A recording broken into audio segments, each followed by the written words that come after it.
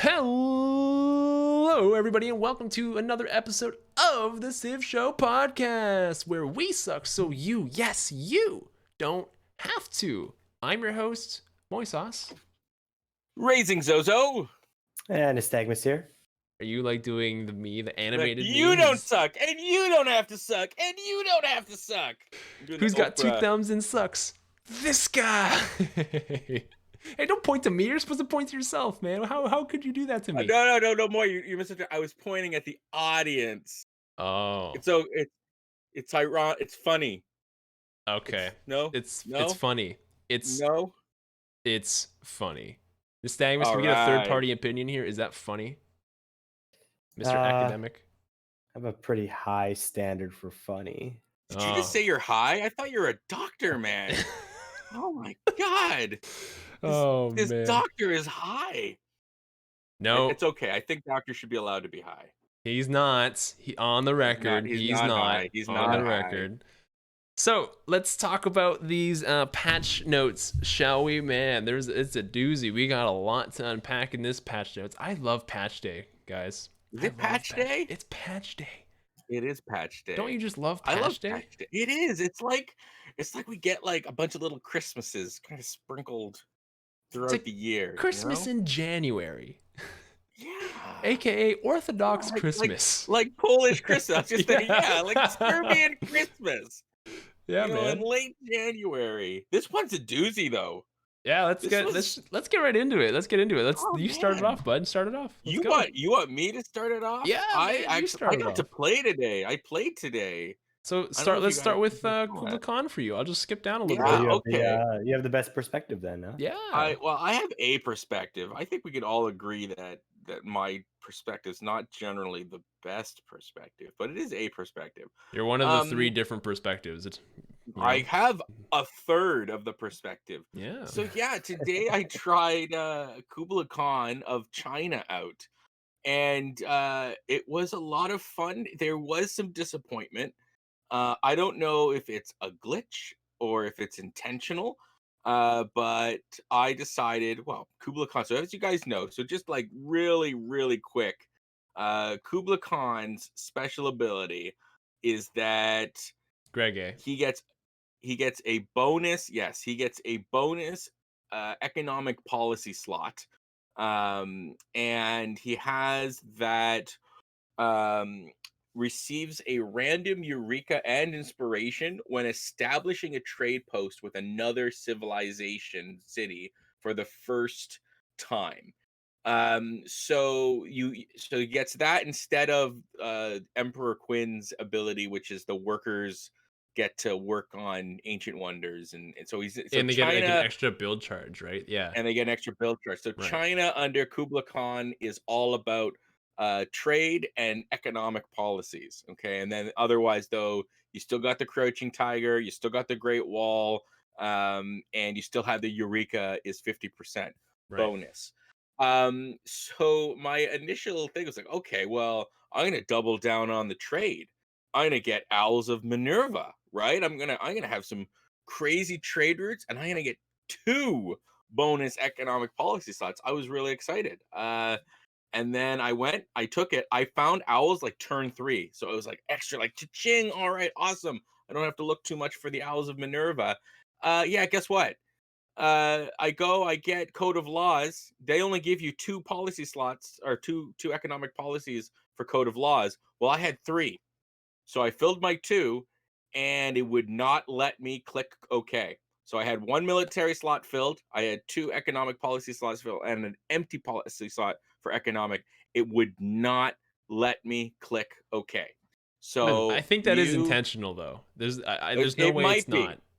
It might be, but if it is intentional, you know to not take Owls of Minerva until after you've acquired Code of Laws, because I'm pretty sure if you do that, you can just end your turn each turn. Like it's not going to force you to lose the ones you have. So to be clear, you can still end your turn. It's just you can't set your policy cards at all until you can fill all of them. You can't set your policy. So with this right now, it will not let you set your policy cards at all. If you clicked end turn, they weren't set in the first place. It would just end your turn and it's empty. So instead of getting the 3, you get 0. None. You get 0. Wow. So instead of having 3 with 1 blank, you get 0. It does not let you set them at all. They're all blank. So I had to wait until, and I was playing on standard speed. I had to wait until I got my next Civic. So I had to wait like 20 turns with no policy. So really, like it was a lot of turns with no policy. And it was very frustrating. So I hope that that is just like a glitch, or that they figure out a way to have it, you're allowed to have an empty. But if that's not the case, be warned. Do not take your Owls of Minerva. If you're Mongolia, do not take your Owls of Minerva until after you have chosen your first government. I'm pretty sure then with the one open one, that's fine. It'll just have that you have an open slot. No, I don't think so. I think It'll like reset all of them. I don't know. I don't think it'll reset this is all how of the them. game's designed. This is so let's pretend you're not Kublai Khan. If you leave a policy slot open for whatever reason, you get the first one. Right? You only have a military and you have an economic. For whatever reason, you only want to put a military one in. Okay? Don't ask why. You just want to. Yeah. It won't let you. Why? Because I know hey, that. you haven't set. But I know that. that's Okay. the same logic is happening with the 3. Is the fact that it doesn't know that you only have 2 possibilities. It just sees that one's empty, and it's like you can't do it. That I don't know. I don't, like if you already have them established. So I go. I get Code of Laws. I have my 2 economic and my 1 military. I take it. Okay, I've done that. And now next turn I meet the Owls. Okay, and I say yes, I'll take it, and I get that bonus slot. I don't think it'll drop the ones that are already there because they've already been locked in. That's what I'm saying. That's not confirmed though. You're speculating. I think the only one will let you set it is if you have a wild card spot that's left over. Maybe. I think those are not like something you have to put in. Like, no, but the wild you have to put in something. You'll have room. You have to put in something there. Under the wild card one, I don't think you have to though. You can put anything though. You can put a military. But the wild card, economic. you'll have it, right? Yeah. There's no situation where you won't have it. So this is a situation where, so I don't know. I think something slipped through the cracks. I think because that's kind of detrimental. That means that Mongolia actually has a disadvantage if you choose Owls of Minerva. So don't choose them. So if they're doing that though, that's fine. Just I guess they have to be intentional. Like give a warning, have a little warning thing. By warning, you will not be able to do set your policy slots. So that was disappointing. That was kind of disappointing to see the 3. I couldn't enter the 2 that I had, and having to wait. Overall, how did Kublai Khan feel? But overall, Kublai Khan, the trade route thing, I think it's like the U-boat of Kublai. Like I think their main thing is to get the economic policy card. U-boat, man. It's a great analogy. Germany is so good it doesn't need a super powerful extra ability, right? Hey. So it's a bonus ability. Because like if you think about it, it takes to establish a trade route with another civ, like you're probably looking at on standard speed like 13 turns as China at least. I believe with Mongolia you get it like that. So with China it's got to be slow paced. 13 turns later you'll get a random Eureka for a random tech and a random inspiration. Yeah. Right. So that could be cool because since it's random, it could be computers or one of the ones that's like really hard to get, or it could be something. Oh, it's like completely random, or it's like one of the next ones. I believe it is random. I don't know, man, because receive a random Eureka and inspiration when establishing a trading post in another civilization city for the first time. It's random.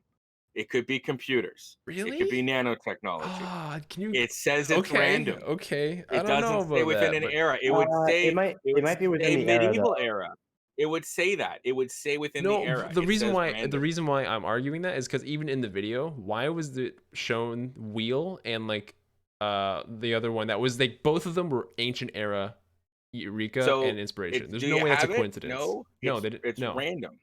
But there's no way that's a coincidence. I'm just saying I'm just reading what it says.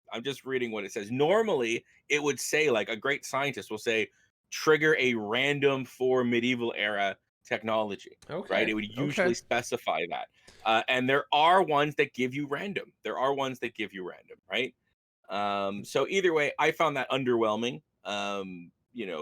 If there's lots of civs in game, but you only get it once. Right? Yeah. So yay. So I don't know. I think Kublai Khan of China, maybe in general, I'm going to give it a little more time. I also had a barbarian issue. That aside, okay, so Kublai Khan aside, interesting.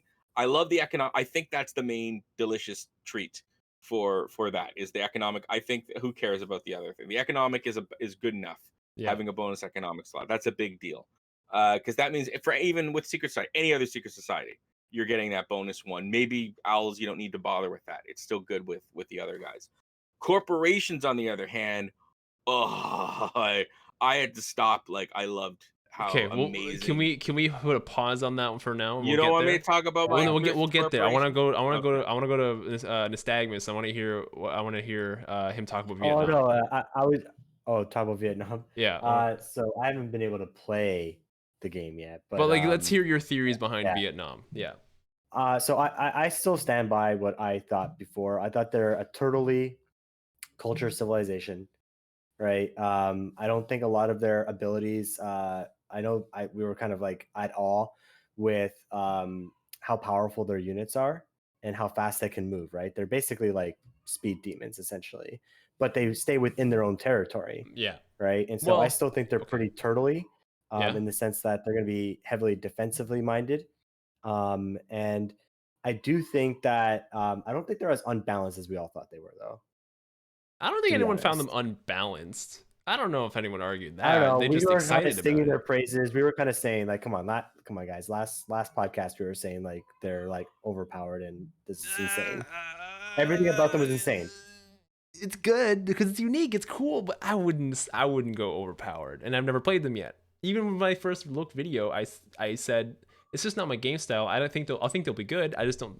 They're not at like Grand Colombia level when they first released. I don't think they're there.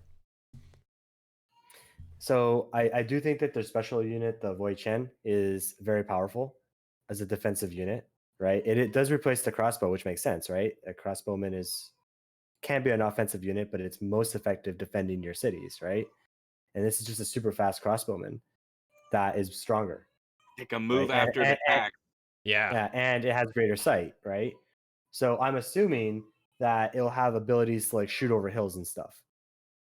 No, right? because that's I'm affected by wondering, range, by attack range. So no.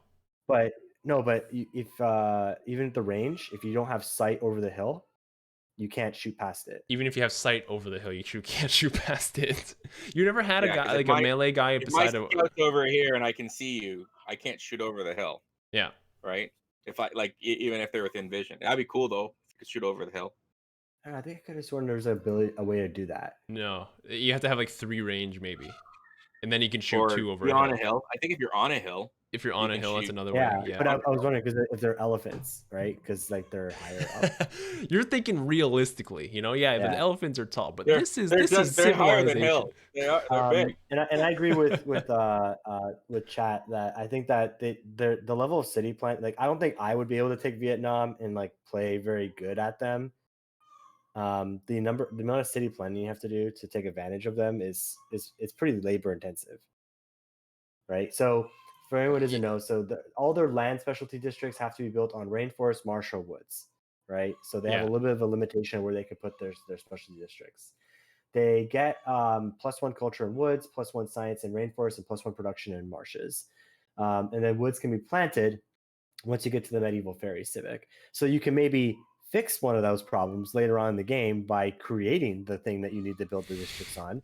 But early game, you're a little bit more hampered by terrain and where you can build your specialty districts, right? So there is going to be like you can't just like willy-nilly put down districts because you're going to have more limitations on where you can put them. And so you can't just like you have to think about it more. You know, you should think about it anyway. Like I am not endorsing the go by your gut rule on putting down your districts. Although I do that a lot. Sometimes I just like look at the adjacency bonus and just slap down a district. I don't look very much farther past the bow of my own ship when it comes to that. But for Vietnam requires a lot of planning to kind of make sure that you have to make sure that you don't eat up all the districts where they can be so that they can place adjacencies upon each other, right? So like where you're placing your theater squares and in your production zones specifically are very kind of like key. This is why I thought this is a PB Civ, because this guy is a master city planner. He can figure it out, man. He'll figure it out. Right now, the specialty district that they have, like their unique district, I think is really powerful though, right? So again, turtly, like, and the way I think about it is the district is what? It's something that replaces the encampment. What does it give you? More culture, right? What else gives you culture? They get +1 culture for woods, which is way more common than the marshes and rainforests in a lot of the cases, right? So you're gonna have a lot more opportunities to, just by the way the terrain of the game operates, to get more culture. And so the encampment gives you the +2 culture, and then you get tourism for it after flights researched as well. So if you build those all over, you just spam them, right? They give you a defensive bonus. They don't require population, so you could build them like at any point you want, and they're cheap. So you could just spam them all over the place, get free culture, free tourism, right? Once you get to flight, and they give you a defensive bonus. So that's where I get my whole turtle culture civ. The thing is crazy. It's 2 districts in one, but then also like it's a theater square. If you think about it, like yes, you It can't is, yeah. store. It's a +2 theater square, basically. Right. But then you can also make it huge. Every district is +2, so you can make this thing huge, right? Yeah. It gives you culture. It gives you tourism. It's exactly the same, essentially exactly the same as a theater square. And then it's also a defensive bonus, and it doesn't cost a specialty slot. That is insane, right? Now, You can the either other thing I double would down on culture, or you could just build no culture and go straight domination and still get now culture. because there's no population limit on it, and you can spam these things, and also you get +1 culture for woods, right? So just say you stuck, I don't know, just say you had a bunch of woods, and you stuck one of these down in the middle, so it was adjacent to woods all around it, right? So you can stick it there, and you can get a possible +6 culture. So you get +8 culture for one of these districts You because get they're +12. hexes, right? Yeah, +12. Well, you, +2 each district beside, and then also. no, but you get +1 culture for the woods. Oh no, the encampment won't get that. No, It won't. no, because it's not considered a specialty district. Oh, really? Yeah, so the encampment doesn't get the culture from like putting it on a feature, and you can. This is the district you don't have to put on a feature. Oh, You can just put it anywhere you want. Yeah. Okay, I read that wrong. I was like, that was my plan at one point. If I was ever going to play that, I would spam them so that, because I would see them as a way of spamming those and then run through the civics tree a lot faster than everyone else, right? And then you can turn it almost into like a domination civ, because one thing that can be very powerful is if you're like a government ahead of people, right? So it's not just science that you're ahead of people. If you're a government ahead of people, then you can really like tack up those policy cards. Yeah, it's still a lot of culture. You're still like, because every city gets one. It doesn't count against your maximums. It's cheap, so it's still quite a bit of culture. So you can still be a government ahead. And chat's right. It's not adjacency. It's actually only if you build it on the feature. Right. Yes. It's just a bonus. Yeah. It's just a flat up. I really like the. No, my way would have been broken. It wouldn't have worked. Lady of the Reeds. If you have the marsh one. Yeah, but then you're putting it on top of marsh, and then you're getting rid of the Lady of the Reeds. Get it, don't you? You still get the +1 production. No, because you're getting rid of the whole tile. That's like saying, like, if you put a. No, they build in it though. You don't get rid of them. These don't get rid of them. You don't get rid of them in respect to like the forest still gives adjacent appeal. That's what it means when it says it doesn't get rid of the forest. So the adjacent tiles still get the appeal from the forest, but you don't get the yields from that tile. It's the exact same thing if you were to build any district on top of a tile. It doesn't matter if you're not breaking anything. That tile becomes no longer workable. So that's garbage. What do you mean it's garbage? This thing is incredible. No, it's I like it. Like, I'm not a super culture buff, but then the ultimate turtliness is, and this also relies on certain things you have to get, right? So the leader ability, you get +5 combat strength on rainforest, marsh, and wood tiles. And so if you get things like a religion where you get defender of the faith, where you can like stack these defensive bonuses on top of each other, it could be very like Moyish in the last game. Hey. Where what? It was true though. Like I saw like your archers were like killing things that were that they shouldn't be able to kill. And so your units were taking out units that were like a full like age ahead of them. What are you talking about? The Maori game? Yeah, the Maori game. Okay. Yeah. Okay. Yeah, those were good. That's what I meant. Yeah. So if you stack them like that, then they can become very turtley again. Like anyone who attacks you is like, kind of in trouble, right? Or at the very least wouldn't be very successful. And it also allows you to move production away. So anything that gives you a huge defensive bonus where you don't have to spend as much production on units allows you to spend production on other things. Mm-hmm. Right? What I like about this is I'm just envisioning, like, especially for a player like Peppermint Butler who loves the city planning, highways of forests connecting your empire, where basically like an elephant, if you've got a movement of 4, that gets double, or the plus bonus gets double, so it's a movement of 6. Then if you have logistics, it's the movement of 7, and then if you have a general, it's a movement of 8 that you can like, you just go all over the place, and because Oh you've my got this gosh. highway of forests that you've planted. I see that. I think that's really cool. I love also that desert is not their friend. They can't do No. nothing to desert. They can't. They don't want desert. They I'm stay away surprised the from it. elephants don't break these highways. There must be some pretty good roads. They are one with the highways. It's like Avatar sort of deal. But I like that they've captured Vietnam's yeah, this is a state that was able to, like, they basically won that war because they didn't lose, right? Like, against the most powerful It's a good way military to think of it, yeah. in the world, right? And yeah, his jungles everywhere. We know how to use them. Yeah. Yeah. Oh, you don't. Oh, yeah, you're not gonna make it. Oh yeah, Uh, man. No, that's a really good point. I think what Vietnam's strong suit is they could be good. There's a couple of things. They could be good at every point of the game. One, because they can build an encampment early, they're good defensively, and it's generating them culture. Then you can build a theater square beside it. So once you put a theater square beside it, you're doubling down on culture. There's no other civilization that has double the culture generation like Vietnam potentially has. Because you can put a theater square beside it, you put a wonder beside the theater square, and you just surround all of as much as you can, like 3 theater squares around this one encampment district. There's so much culture coming out of there, and this is another reason why PB would be good at it, because PB really loves culture.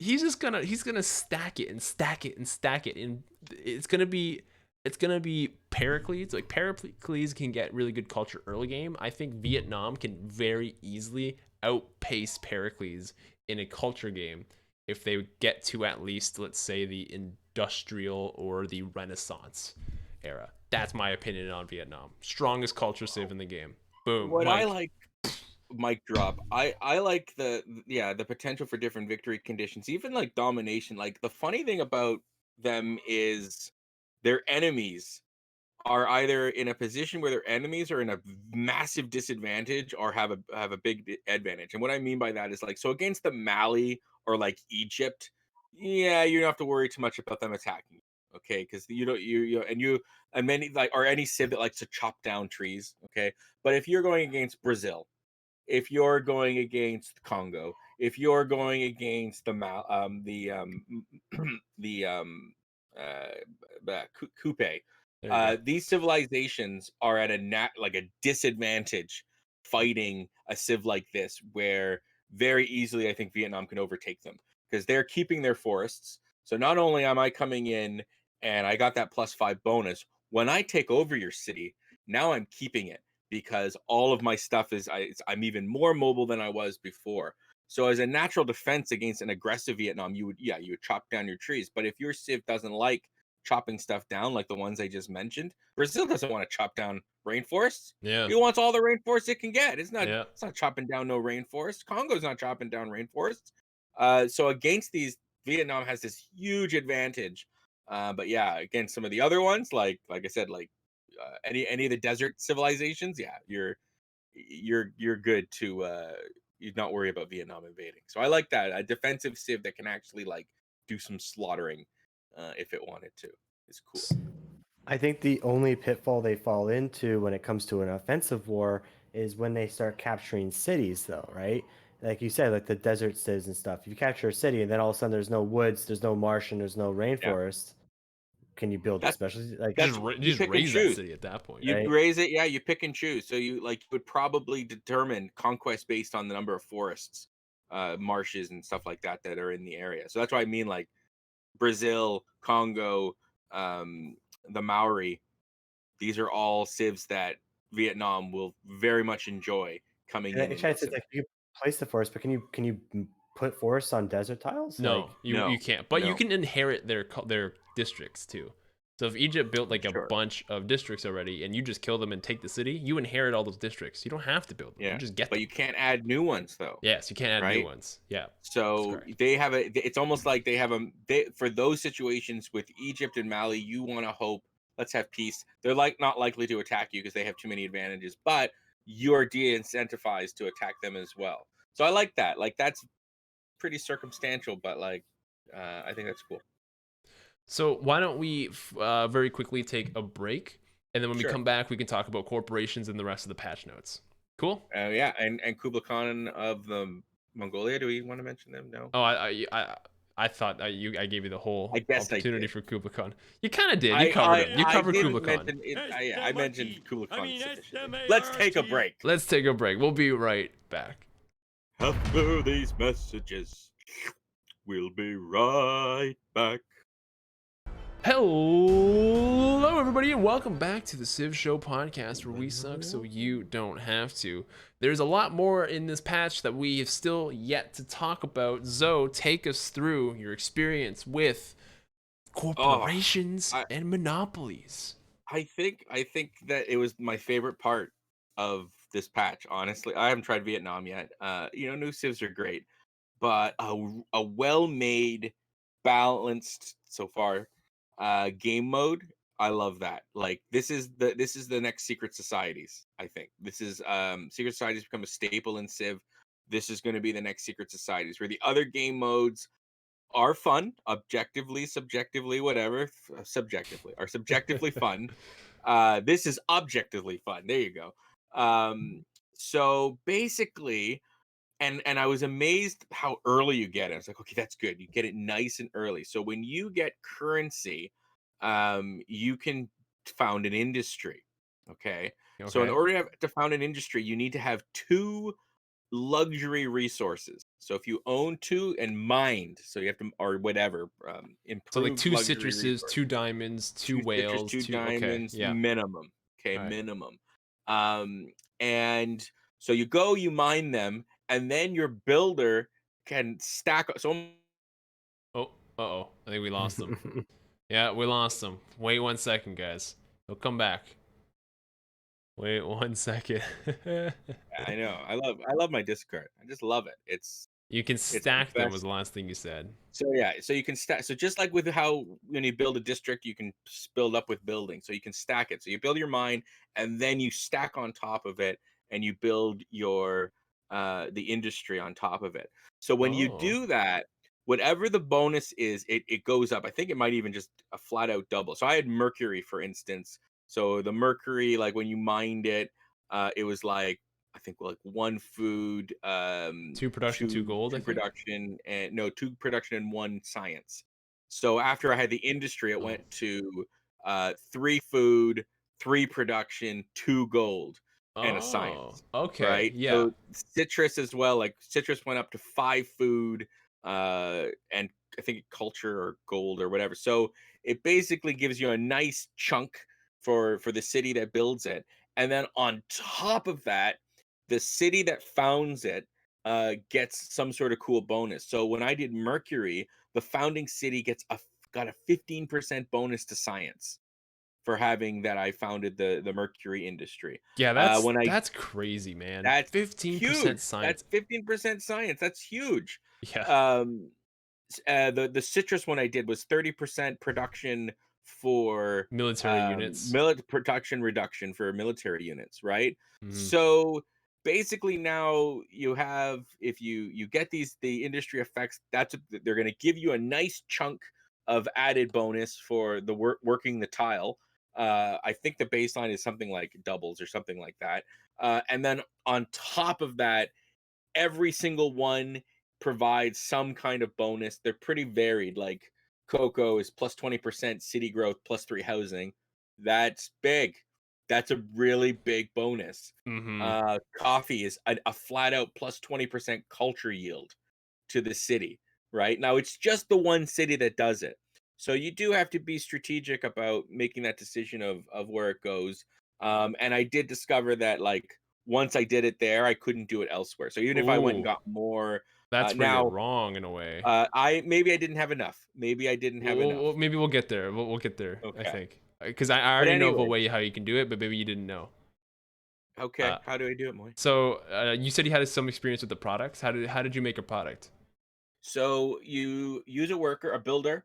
You mine it, and then afterwards you basically do an industry. So it's like it's an improvement option. Yeah. So you go over it and you improve it. So I went. Now, mind you, when I tried it, I had citrus in 2 different areas, and it only let me cultivate the citrus in one for the industry. I had both citruses.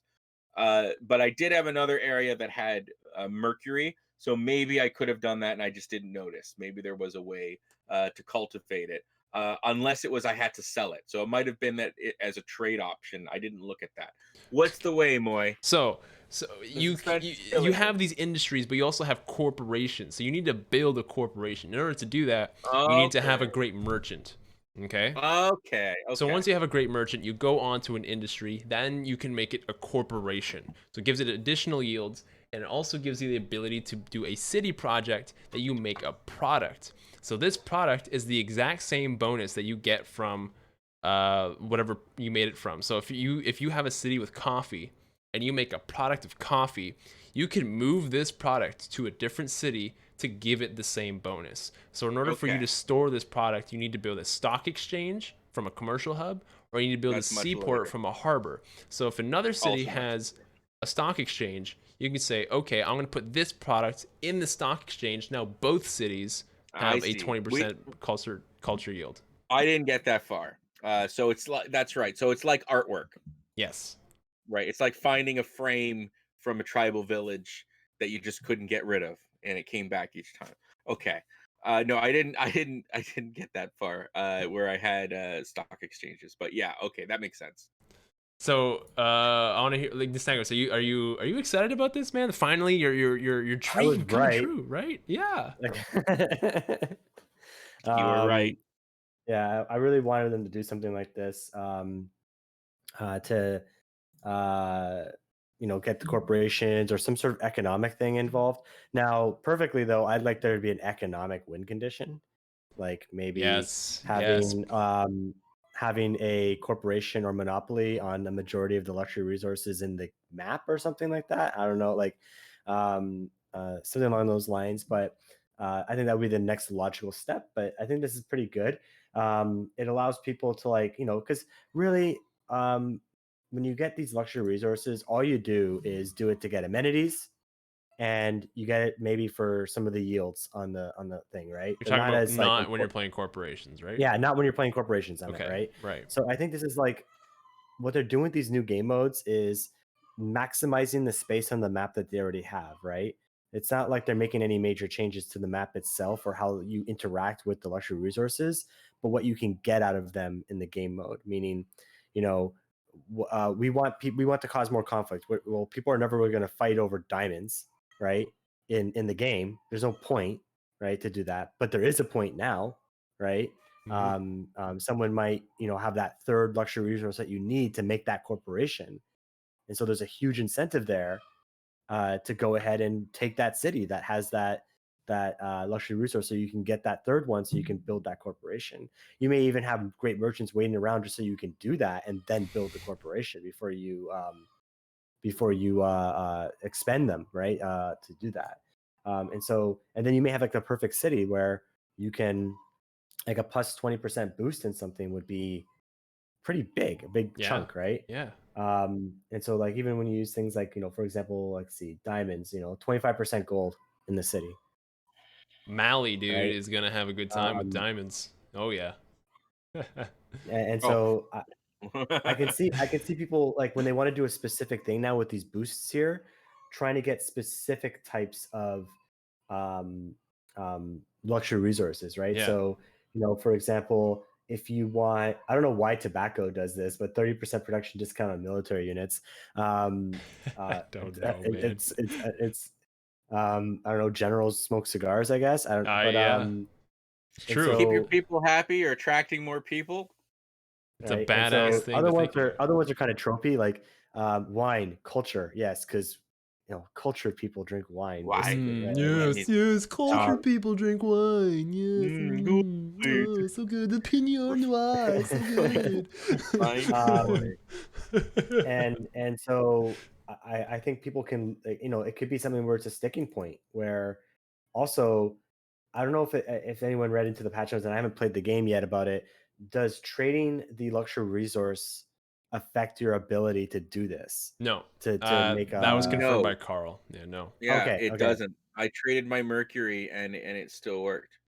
And Okay, like, just making sure, because that would be a huge hamper on it, because then you would want it loses trading abilities too, right?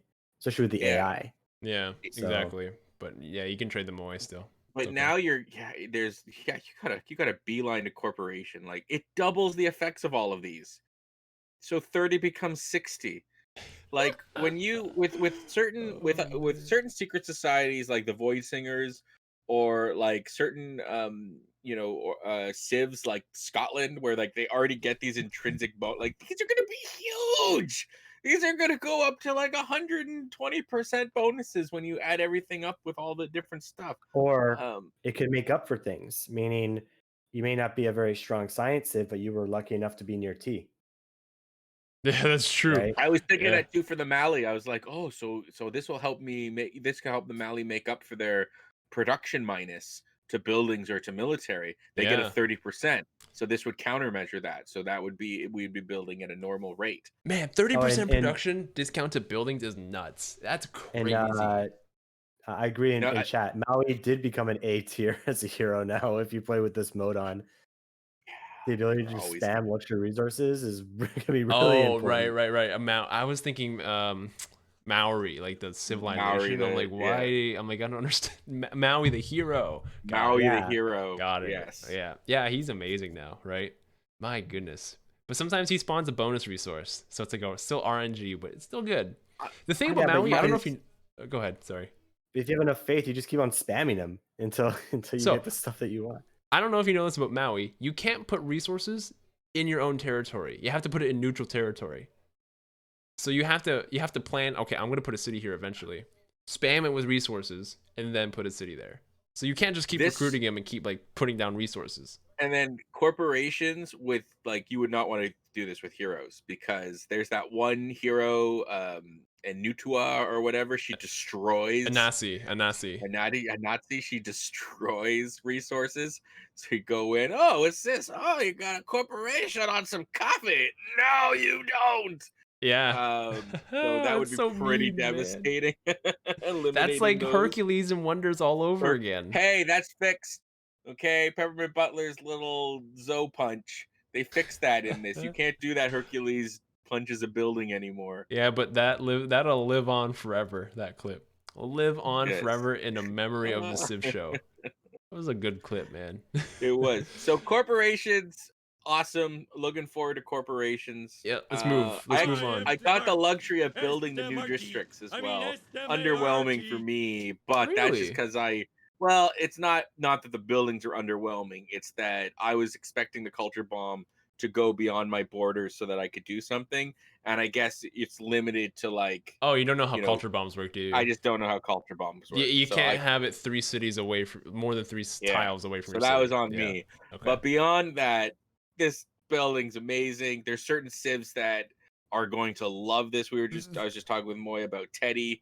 The Inca is gonna be nuts. Dude, all of their mountain tiles are gonna be wild. They're gonna be so good. Oh my Anyone who increases appeal, or like this makes Eiffel Tower even better. Yes. So anyways, this new district, the Preserve, you get it very early. Mysticism. Okay, so this is very early. So that means this matters. You're getting like normally the nature reserve or whatever, that's late game. This is very early game. So it gives you 3 housing based on up to 3 housing based on appeal. Okay, so if it's like really appealing, it's going to be 3 housing. That's a big, awesome thing in that's itself. big For one building. That's a big deal. Gives you a culture bomb to neutral tiles. Okay, and then it also increases their appeal by 1. Okay, interesting. But that actually sets the stage for the next little thing it gets. So the Grove, which also comes with mysticism, they're both together.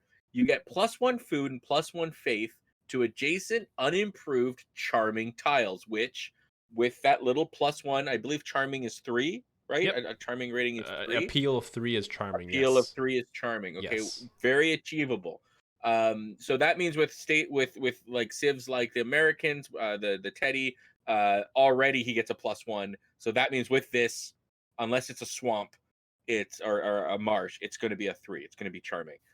So this increases to a +2 food, faith, and culture for if it's breathtaking. Oh. A little harder to achieve, but again, there are some civs that it's very easy for breathtaking, or they already get cool stuff. It's not the civs, it's the spawn radius. So the map is what determines the appeal. Like, for example, if it's beside a mountain, that's +2 appeal to the tile. If it's beside a jungle, that's -1 appeal. If it's beside a tree, that's +1 appeal. So that's how it's calculated. I think Brazil, it counts as a +1 appeal. Yes, the rainforest gives you +1 appeal. So Brazil is gonna love the preserve. And then finally, I'm looking forward to just seeing like what sort of crazy combos you can do without developing anything. The sanctuary. So the final building is the sanctuary. +1 science, +1 gold to adjacent charming tiles, and this increases to +2 science, +2 gold, and +2 production for unadjacent, unimproved, breathtaking tiles. Now, I also note here, it says tiles. It doesn't say, so this, if I built this near the ocean, does that mean that the ocean could get? So the oceans don't have appeal. None of them have appeal? No, that's where being near the coast gets an appeal bonus, being right? near the coast, like the coast, like the tile that's the difference between land and water, that gets appeal for being next to the coast. With what's her name, Freya or whatever, who gives you gold for like these these are gonna add up. The unimproved tiles, the stuff you can do with them. So do you understand why Inca is really good with this though, or no? Tell everybody. I know. I want to see if you know. Okay, of course you know. Spawn bias. There's spawn bias. So yes, but part of it. Also, Inca's the only civilization that can work a mountain tile. Okay, the mountain gives you +2 food as an Inca, so they can work a mountain tile. So mountain tiles also immediately, always, 100% of the time have breathtaking appeal. The actual tile itself has breathtaking appeal. If you put a preserve down a bunch of campuses, or not campuses, I'm sorry. If you put a preserve down in front of a bunch of mountains, those are all automatically breathtaking. Nice. That's a guaranteed, once you get a grove, +2 food, +2 faith, +2 culture, and then another +2 food because it's Inca and they get +2 food for mountains, and then they get more production because of the mountains. Man, the Incans are gonna be like, they just bumped from maybe D to C, from D or C tier to like boom, A, B or A at least. Even volcanic tiles, right? Because I think volcanic are generally breathtaking. That's bold move, Cotton. Bold move. Well, think about it. This is the preserve. It's not right beside the volcano. It's going to be near the volcano. Okay, going to be near. Okay, yeah, those tiles can be huge. Okay, yeah. those beautiful lush that get accumulate with this as well. Oh man, oh man, oh man. Yeah. So yeah, I was underwhelmed only by the fact that I just don't know how culture bombs work. This is an awesome new ability for sure. Stagmus, what's your impression on this preserve? I honestly, I think it's a really powerful district. It's going to depend, like you said, on your spawn bias, right? Like, I think spawn bias also matters too a lot. Like, for some civilizations, the spawn bias doesn't really like put you anywhere where it's a lot of, where appeal is as easy to come by. Yeah. Like, and so it's gonna depend. It just helps certain civilizations over others. But I think that's like no matter what you add to the game, it's always gonna help certain civilizations over others. Right. And so I think that just like toss that idea out the idea. Some people just don't like to build certain types of districts depending on the civ that they are, right? Like if you're Germany, you build a lot more industrial complexes, Yeah. right, than you normally would, right? Because their industrial complex is special, right? So now granted, my experience with like using appeal, and what's the main thing about appeal is that you use it also to build national parks, right? That's like the big thing, right? And my experience with that, because the Civ show, we don't get into the national park stage of the game very often, is limited. And so I like interesting to play this out on solo before coming up with it. But I think it's a very interesting, like the amount of like yields you can get it pretty high. Yeah, man. It's gonna get pretty like ridiculous, like how much, especially when you get to the sanctuary. You get two of everything on a breathtaking tile. Two of everything. What? And then plus the default, and then if you're Teddy, you get more. Oh god.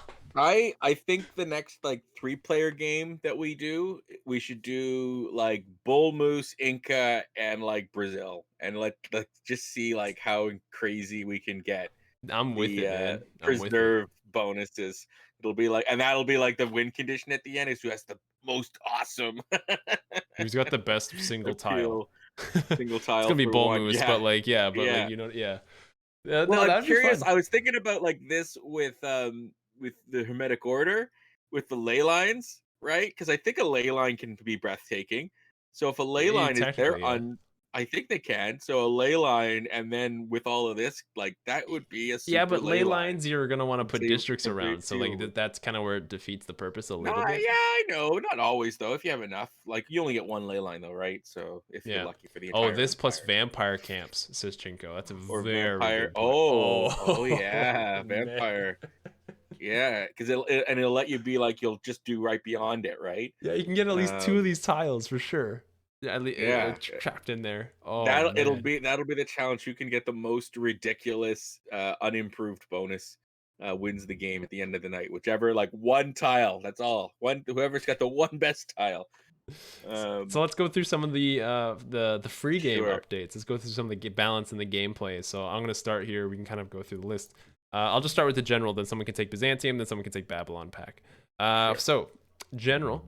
Recruit partisan spy operation can no longer be started if the neighborhood is pillaged. Okay, that's good. But here's the kicker, and here's where my brain immediately went. In the case where there happen to be multiple neighborhoods, the operation is disallowed if any of them are pillaged. So hear me out. Okay, you're playing Congo. You got those cheap neighborhoods. You build 2, you have an enemy purposefully pillage 1, suddenly you will never have barbs in your land, ever. Boom.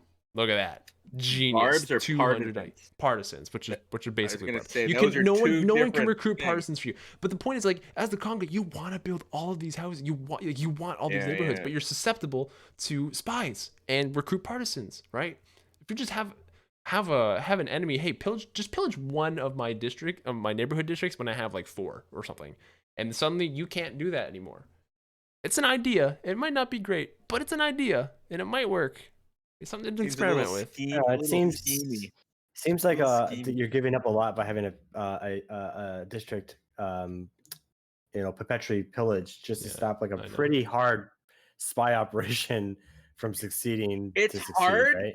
It's hard, but later on, when it's spawning tanks, when you successfully pull off the partisan, it can make a big difference. And like, with the right policy cards, your spies can do actually much easier than you'd think, or if you're France.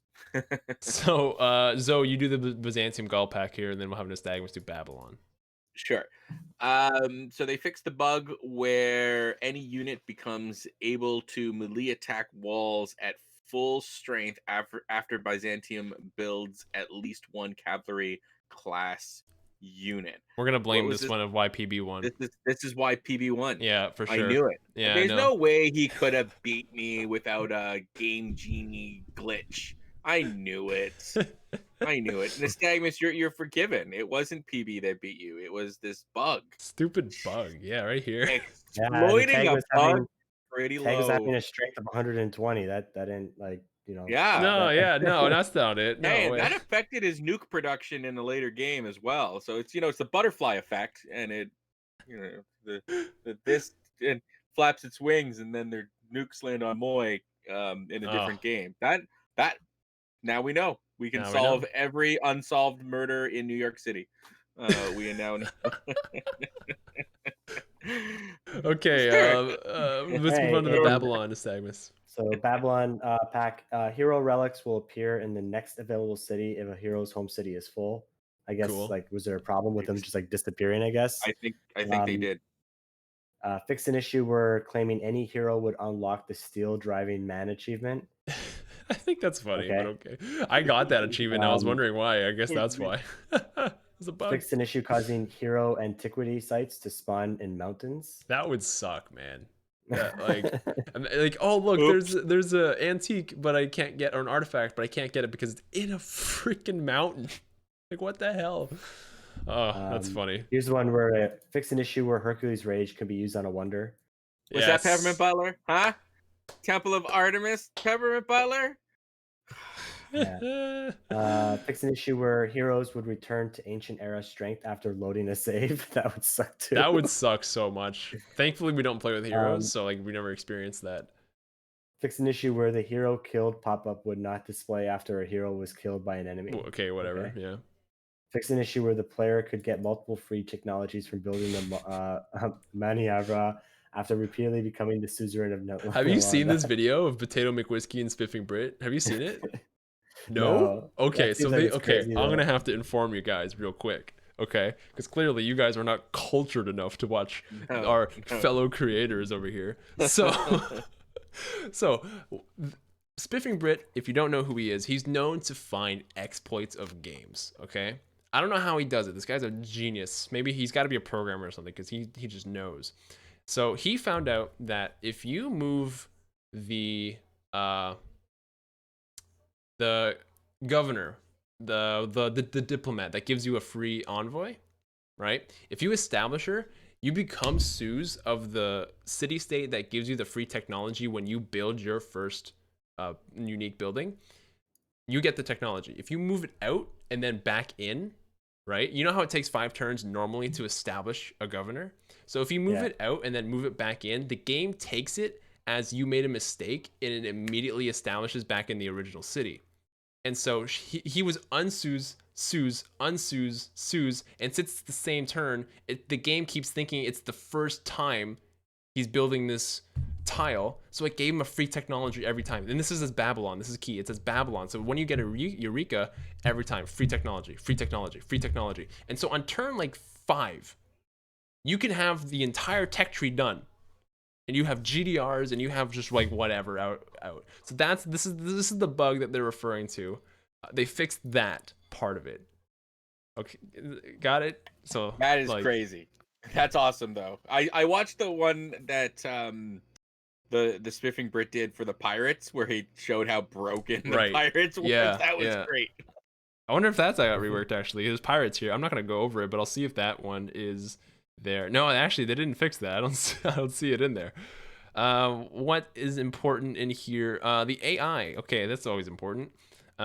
Fix an issue where the AI would make an invalid trades. I don't know what that is. Raise priority of aircraft for AI. Interesting. Like I don't just say improved use of aircraft in combat for AI. Okay, like in what way? I guess AI never used air like planes, and so it's saying like, hey, now we use planes. That's scary, man. Planes are scary. Do you remember when planes were bad? Like when the game first came out, Zoe? Because we played. It was really annoying. Planes were terrible. It was really annoying how terrible they were. Like Zam would always like rant about like how it's just not worth it. It's like, why would you ever build one? It's just awful. But maybe that was us not understanding how to build planes and how to. They were pretty bad. No, they were pretty bad. I remember like they didn't do a lot of damage. Now a biplane can sink a frigate.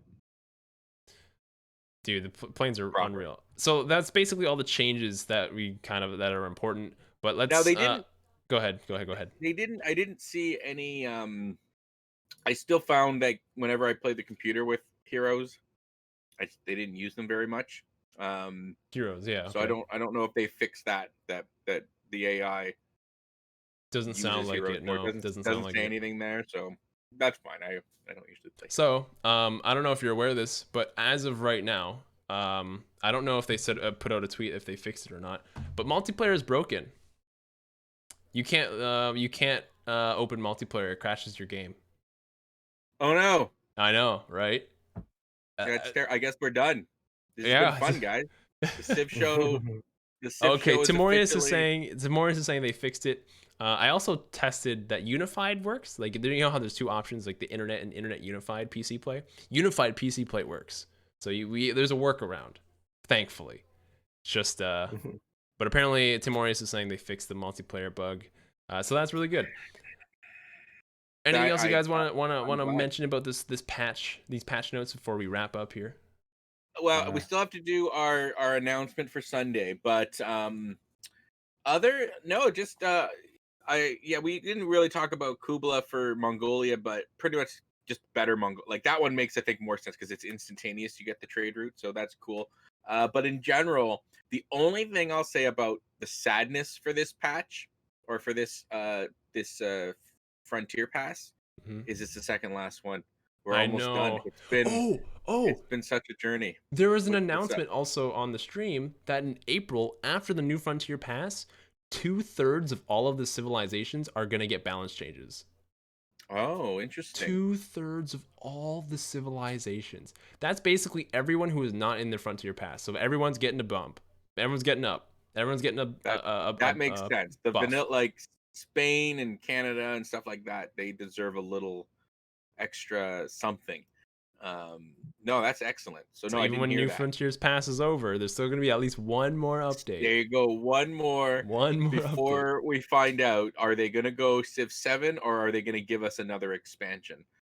This was fun, and it's been fun, and I think it's probably the most valuable upgrade ever for Civ.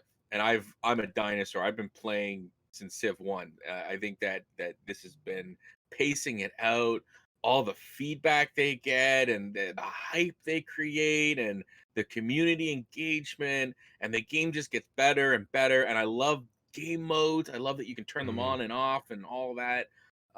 This one here, corporations, I love them. I can't see us ever turning them off. They're going to be like our secret societies. They're fun.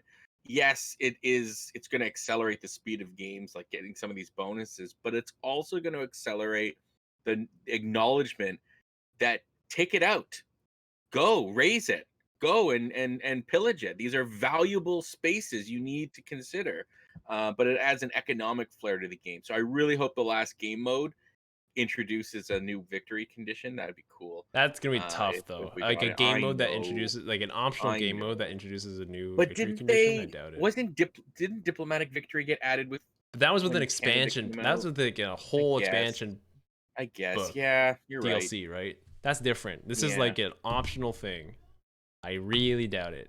Yeah, maybe, but they wouldn't do it with a game mode. They'd do it with an update. The last update, here's another victory condition, but they wouldn't do it with a game mode. I don't think so. No. That wouldn't make sense.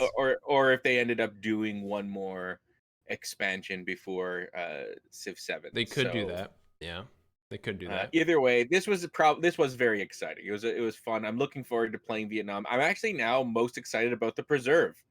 I want to see what crazy things you can get, because workers, like, I don't know if you guys have been noticing lately, you need workers, and like you got to put a lot of your economy into to build I have noticed that actually. You got to put a lot, and it's like daunting to have a bunch of squares. You don't have to worry about them, and they're doing well, and they can't be pillaged.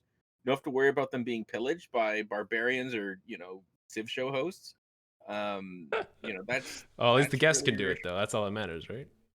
As long as the guests do it. As long as the guests do it, or as long as Nystagmus attacks the guest and takes them over like clockwork. Speaking of guests, who's the guest? Who's the guest this Sunday? Okay. I know you guys love hearing my voice. So guys, we got a special treat this Sunday, and it is super, super, super exciting. Van Bradley, the Van Bradley, restored, will be on the show. We're going to do a special game for Van Bradley, where here's the so the game is going to be team game, so 2v2. Okay, it's going to be a 2v2 game.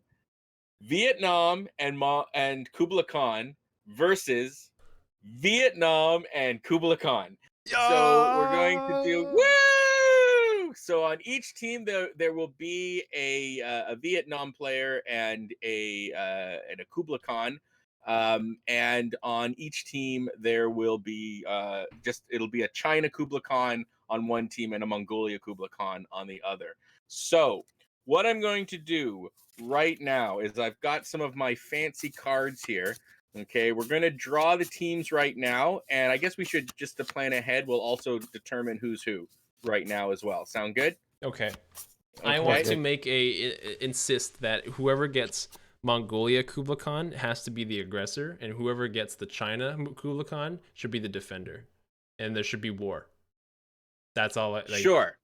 So you want to add a little extra, because it'll test both the offensive capabilities of Kublai Khan, Mongolia, and Vietnam, as well as test the defensive capabilities of Vietnam. So I think it should happen. I find that agreeable. Okay. So here we go. Do we have somebody in the chat, or should I just draw them out? Just draw it out. We're really running out of time. We're already running out of time. Okay, so here we go. This is the first team. Okay, first team. So we have first team is going to be, this is Nystagmus. Okay. And Nystagmus and Zoe. Oh, all right. Me and Van Bradley. All right. Oh, damn. Nystagmus and Zoe. Nystagmus and Zoe. Okay, so here's what I'm going to do for the quick draw for Vietnam. So here we go. I'm shuffling again. So I'm going to announce Vietnam number 1. Okay, here we go. Vietnam number 1, Zoe. So Zoe is going to be a Vietnam. Okay, excellent. I'm going to remove Nystagmus from this for right now. The other Vietnam will be Van Bradley. Van Bradley? Van Bradley. I had a low budget. I was missing. Uh-oh. Am I going to steal the lower part of his beak? Stop. Leave him alone. Okay. So, Nystagmus, sorry, this will be the, who's going to be China, okay? What I'm drawing right now, who's going to be China? And the answer, of course, is Nystagmus. Okay. So, Mongolia. So there you go. That's what's up. Okay. There you go. So it's going to be me and Nystagmus. He's going to be Kublai Khan with China, and I'm going to be Vietnam. And Moy and Van Bradley, where Van Bradley will be Vietnam, and Moy, you're going to be Kublai Khan of the Mongolians. Just know that we're gonna come for you. We're gonna go to war, and we're gonna come for you. Shudder. Just know that. You come for me. Telling you that right now. Turn 1 denouncing you.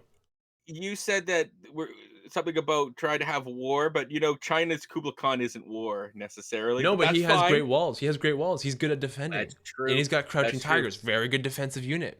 Then Vietnam, very good defensive civ. But Mongolia, very good offensive civ, right? You're right. You're going to be fighting. This will be good. This will be good. It's going to be a good balance. So we'll have corporations on as well, and secret societies. And then, I don't know, just right now, determine the map. We'll do Pangea. Sure. Pangea sounds great. Sure. Okay. All right, let's wrap up. If you haven't followed us on Twitter, you definitely should. You can get all your Civilization updates and TheCivShow updates on Twitter at TheCivShow. And you can check out our other content on YouTube. If you have missed any of the streams, all the VODs go up on YouTube. Each of us has our own little series that we run too. Zoe does his raising reviews. Moy does his reaction videos. He kind of does just reaction videos for anything that's going on with the Civilization game. And I do the Better Know a Leader series. So definitely give us a follow or subscribe on the YouTube channel as well. Excellent. Moy, prep those raid cannons. And of course, you can join us on our Discord. It is the more intimate connection with your TheCivShow community. We have an amazing community, very friendly, very welcoming. They're just dying to meet you. So please check us out on our Discord. Other than that, from Raising Zozo, Moy Sauce, and Nystagmus, we are the TheCivShow. We will see you Monday with tea, more afternoon tea with Sunday. Sunday we'll see you, but we have 5 days of Civ, Moy. We have 5 days of TheCivShow now. I want our viewers to know. Start with Sunday, then go through the week. Sunday, man. Fine. I thought that's the end of the week. Fine. Opening the week, Sunday, the TheCivShow. Monday afternoon tea with Nystagmus. We got Tuesday. That's 2 p.m. On Mondays Eastern Standard Time. 9 a.m. Eastern Standard Time is Good Morning Amenities with Raising Zozo and Nystagmus. Moy Sauce at night. Around what, 7 o'clock you do? 7 p.m. Eastern baby. Standard 7 Time. p.m. Have a beer, join some Civ, and then of course we'll be back next week with the podcast Thursday. That's 5 days a week of TheCivShow. Hey, that's it. We're done. All right, guys, let's get it. Let's go raid Peppermint Butler. He's playing Bull Moose Teddy with these preserves. Let's go check him out. See you guys. See you guys later. See you guys.